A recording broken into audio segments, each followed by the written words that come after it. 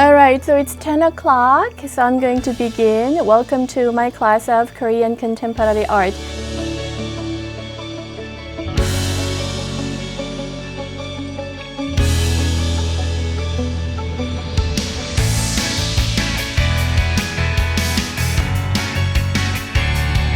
Today I introduced Korean contemporary art based on 4 most prominent artists in these days, and I explained how their work reflect the changes of Korean society.